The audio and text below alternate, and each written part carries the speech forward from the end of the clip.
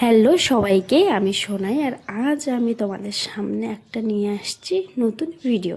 আর এই ভিডিওটা প্রায় 8 থেকে 10 মাস হয়ে গেছে আমি করেছি, বাট পোস্ট যে করবো তার নাম নেই। তোমরা তো দেখে বুঝেই গেছো কিসের ভিডিও। হ্যাঁ, আমাদের বাড়িতে সেদিন সিসিটিভি ক্যামেরা লাগানো হচ্ছিল। আর এর পিছনে একটা বড় রিজন আছে কিসের জন্য লাগানো হচ্ছিল, তাও খুব তাড়াতাড়ি করে।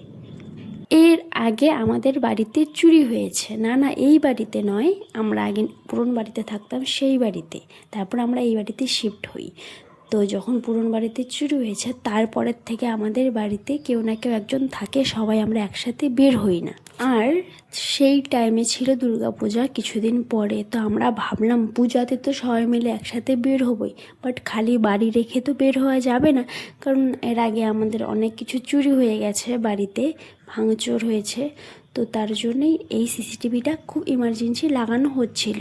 তো হঠাৎ করে ডিসিশন নিল যে না, সিসিটিভিটা লাগানো খুব দরকার আমাদের বাড়িতে।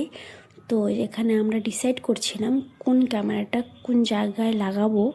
আর ওখানে যে ওরা কিভাবে ওখানে উঠে বসে কাজ করছিল, আমার তো নিচ থেকে দেখেই ভয় লাগছিল পড়ে না যায়।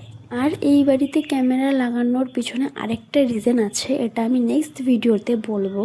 কারণ ভিডিওটা অনেকটা বড় হয়ে যাবে, তার জন্যই একসাথে পোস্ট করলাম না, হাফ হাফ করে পোস্ট করব ভাবলাম।